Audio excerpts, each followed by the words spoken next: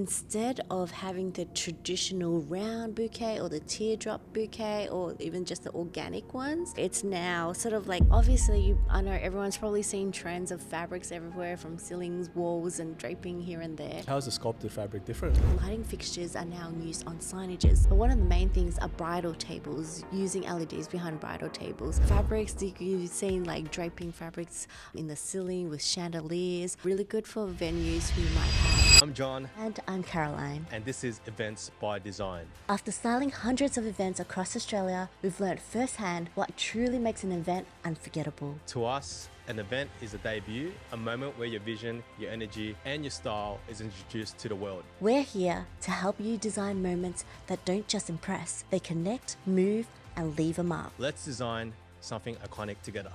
Hey guys, welcome back to Event by Design. It's nice to have you back. Today we are going to talk about the top 10 wedding trends of 2026. Take it away, Caroline. All right, first up, we've got shaped bouquets. So they're sculpted type of bouquets. So instead of having the traditional round bouquet or the teardrop bouquet or even just the organic ones, nowadays they don't have the stem versus flower anymore. So it's now sort of like, or either like a handbag, so sort of like something that drops down and there's something to hold on up here. Okay, interesting. They could hold it like that, or they could have it like sort of like on their arm, like how you would hold a handbag and all that as well. From bridesmaids to the actual bride, even flower girls, they all do it. And the thing is, some designs where it's like double-ended, so flowers on this side but also flowers on this side, and you hold in the middle. Very nice. Yeah, so it can have like pearls and drop down. It could have like metal hardware, sort of like a handbag. So it's pretty cool. And next thing is staged ceremony areas. So this is pretty straightforward. You know, besides your standard ceremony of just one level, you have a raised platform of some sort for the bride, for the couple, you know, and then you also could even have a raised stage walkway, or even a curved one. Yeah, so that's pretty awesome. I've seen that. That looks really cool. Yeah, so basically it's the best way to elevate a ceremony. So not even like physically as well as, you know, as a whole, because it just takes it to a new heights really. Like you're standing at another level. Everyone from the back could see you really well. And also, again, with the surface area, so having like a white stage or whatnot, it adds like the extra gloss and the extra white throughout the whole space. So the whole feel of the thing looks really luxurious. Cool. So really good thing to add on. Amazing. We have sculpted fabrics. Obviously, I know everyone's probably seen trends of fabrics everywhere from ceilings, walls and draping here and there. How's the sculpted fabric different? So sculpted fabric is like almost making sculptures out of fabrics. So obviously being a dressmaker and a tailor, I love this part because I love working with fabrics, as you would know. But basically this is using fabric as well as metal structures, metal wires, and creating it into a 3D form. This kind of reminds me of the ceiling installation we did previously a couple of years back, where we made like a flower when you look up at it. Yes, that's right, it is. But yeah, now it could be used anywhere really. So anywhere from like, you know, your ceremony, you could have like your arch as a sculpted fabric. Gotcha. Yeah, or even centerpieces. So now you just implement it in different areas. formats. Yeah, that's right. So even like centerpieces, it could be like a really nice sculpture in the middle that's so made of cool. fabric. And the good thing about it, it has that sort of like slightly transparent sort of like effect. So it's not just like completely opaque. It is like some parts are see-through, and then when it layers each other, it creates even more depth and everything like that. And it could be used with lighting as well.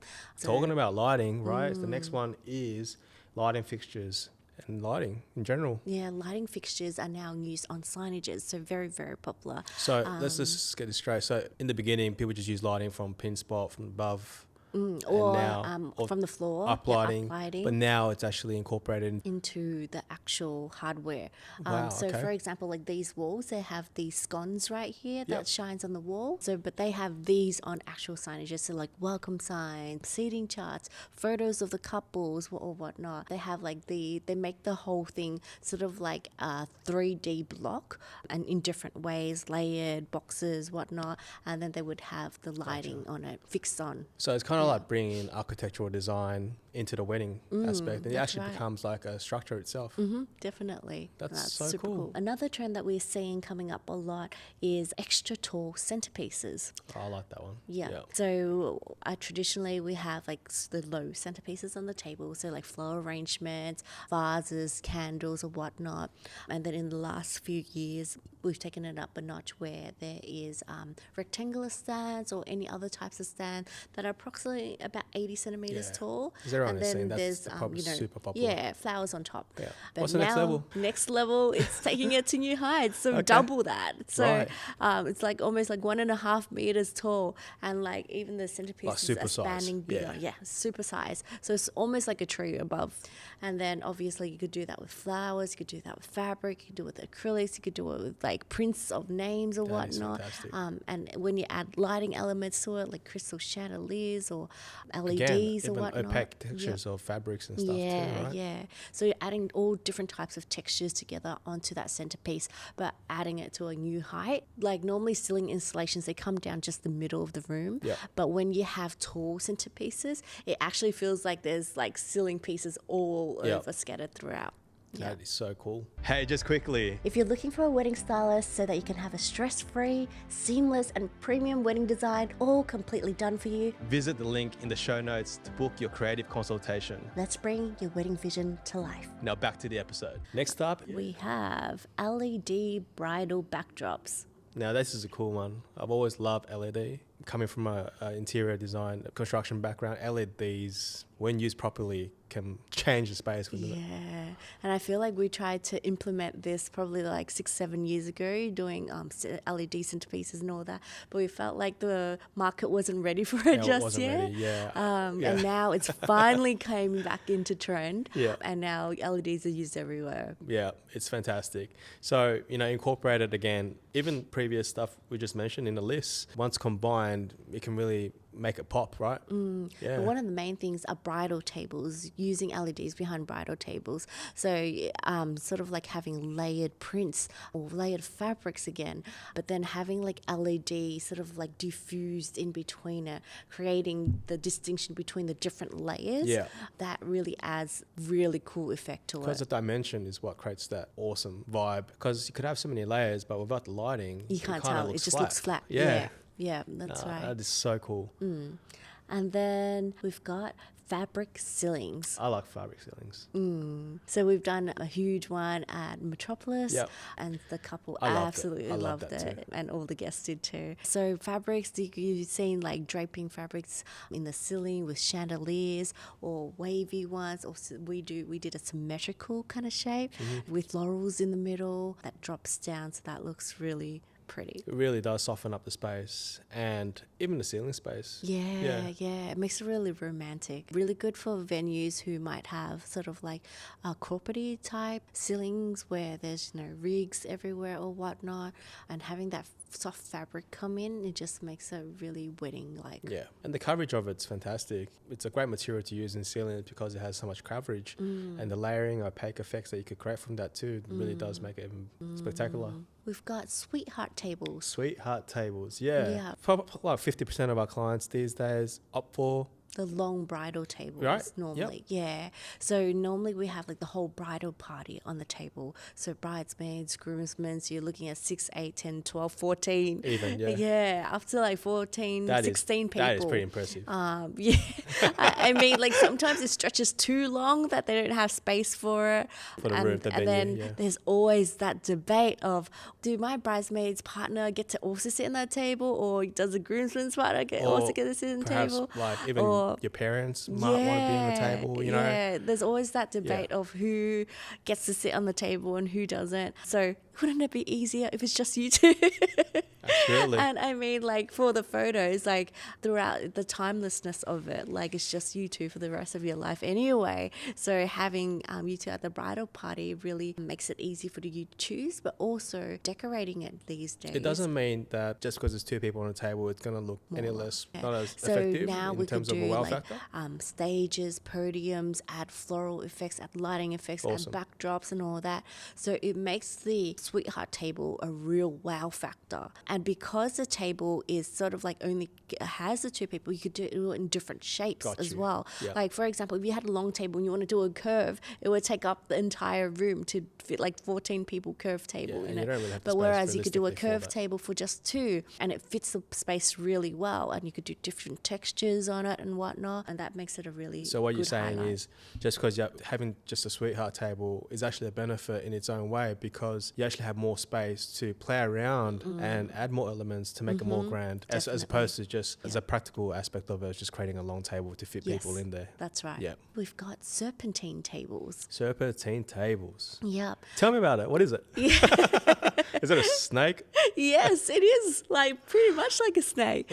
So instead of having either straight long tables or round tables, now we also have curved shapes. Cool. So they're almost like C-shaped tables that are sort of like placed together in different ways. So they could be, the C could be placed together to create a circle, or it could be created to create like this way and then opposite way and then this way and then opposite way. And that creates the serpentine shape. Okay. And obviously the chairs follow that shape too. It's a more organic kind of That's right, vibe. yeah. So there is that way, but there's also another way of doing serpentine tables, which is using round tables. Yep. And basically just stacking them in sort of like a wavy shape. Yep.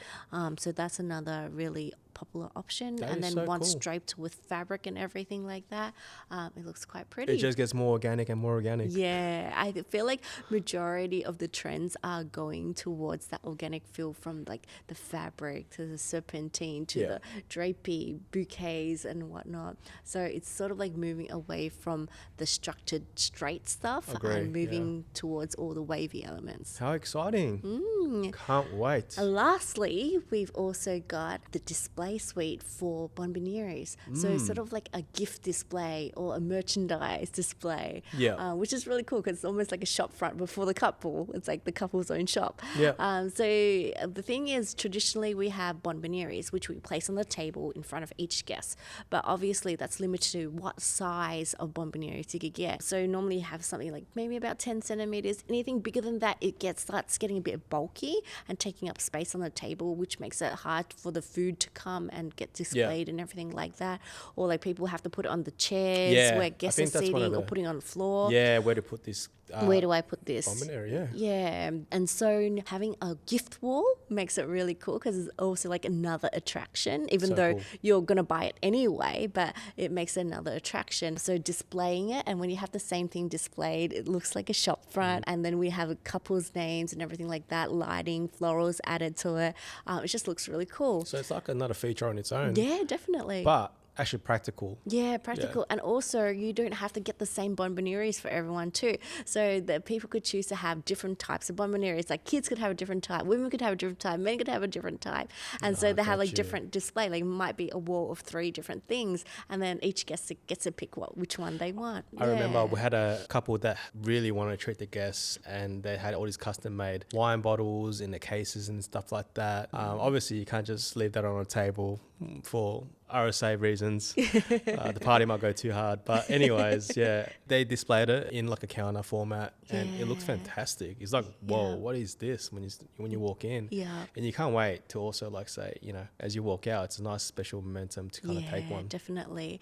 And it feels like more gifted, and a gifted experience as well. The timing too, because as you're walking out and then you get gifted, it kind of makes you remember it, and it's almost like a thank you. The sentiment, Whereas with bonbonnieres, it's like straight on the table. As soon as you see it, it's sort of like, oh yeah. Everyone kind of expects it. Because it's already there and it's done like hundreds of times. That's right. So it's a new way of doing things. So that's it, guys. That's a wrap. So 10 things that, are coming next year. Well, it's starting now. Right. Yeah, that's right. The trends are ever going, so implement them as soon as you can. Hopefully some of them has been useful to you and you can use it in your weddings. But we've got lots more tips as well. So if there's anything you want to see more of or hear more about, feel free to comment below and we'll have more videos for you to come. See you again next one, guys. All right, see you guys. Bye. Bye. If you enjoyed this episode, don't forget to leave a 5-star review on Apple Podcasts and Spotify, and subscribe on YouTube so you don't miss an episode. Ready to start designing your own unforgettable moment? Head to JCAU events _official or visit JCAU events to connect with our team. Until next time, design with purpose, create with heart.